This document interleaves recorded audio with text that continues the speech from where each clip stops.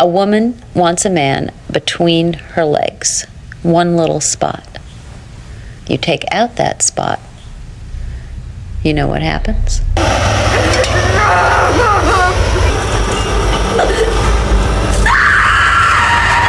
Now, Jack Ketchum's The Girl Next Door is a 2007 psychological horror thriller based on a true story, inspired by the 1965 torture and murder of Sylvia Likens. Now, this movie tells the story of how an affluent man reflects on the horrors he witnessed as a boy during the 1950s suburbia.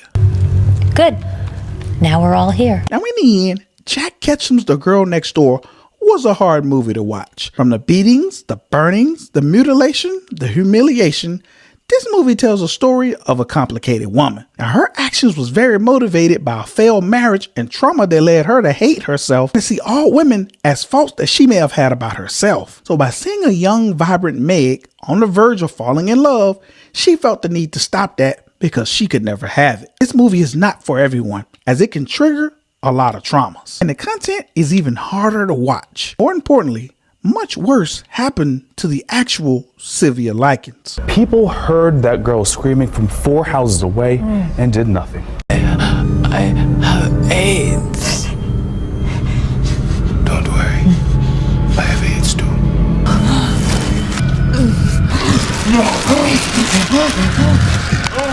Now, Apartment 407, also known as Selling Isobel, is a sex trafficking thriller based on the true story of Frida Farrell, who plays the lead character, Isobel. Now, the movie revolves around Isobel, a young mother and Pilates instructor whose life takes a dark turn when she meets a charming stranger named Peter. Have you ever been stabbed, Isabel? In the end, Selling Isobel was a unique experience. A major drive for Frida Farrell to make this film was to use her story as a cautionary tale to help and empower other women. Now, I like the idea of selling a trauma without needing to make it a vulgar piece of storytelling. You understand everything that's happening without explicit rapes or overt nudity. There's a lot of blocking and cutaways, but you as the viewer feel the full weight of each moment.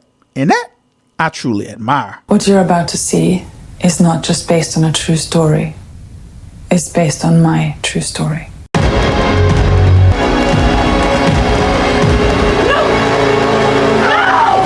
Now, The Mail Lady is a 2023 seduction thriller that tells the story of how a successful family man allows a sexy male woman to break up his happy home. You're so, sweaty. It's making me hot. Now, in the end, The Mail Lady was a lot better than it had any business being. Molly Anderson gives us a legit female villain and a legit femme fatale. These sort of roles ruled in the 80s and 90s, but sort of disappeared over time. Molly Anderson's Sloane Redding is the full package. She has the looks, the sex appeal, and the right amount of unpredictability mixed with the perfect amount of danger.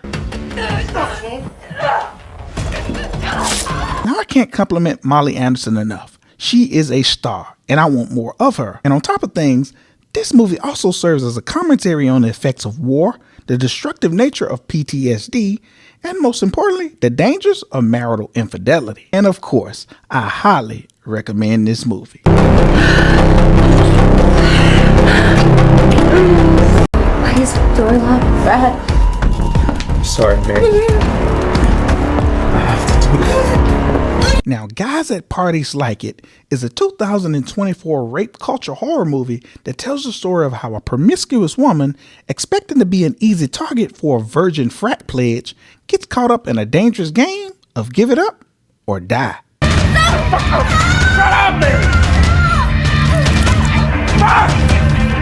In the end, Guys at Parties Like It was a thrill ride. It mixes the peril of hookup culture, rape culture, fraternity hazing, peer pressure, and sexual consent into one bowl and delivers a bloody good time. Now, while rape is a difficult issue to display on screen, this movie navigates its concept by making it sort of a rape revenge movie that leaves a lot of blood and gore in its wake. It gives a sort of slasher vibe to ease the tension. I want to help you.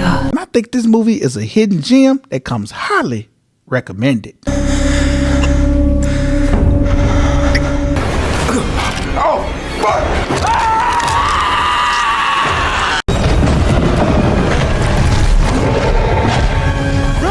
Now, Ick is a 2000 2025 horror comedy that tells the story of a former athlete who peaked in high school who must save his town and his long-lost daughter from a parasitic plant-like alien.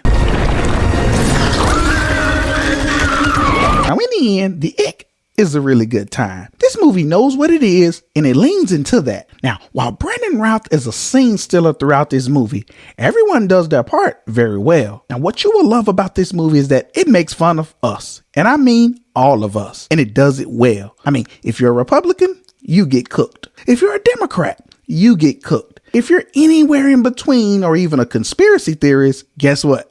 You get cooked. And I love this.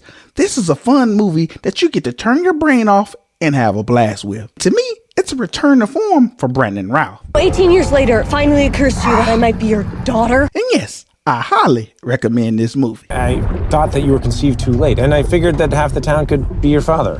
And until next time, when CEDtalks horror.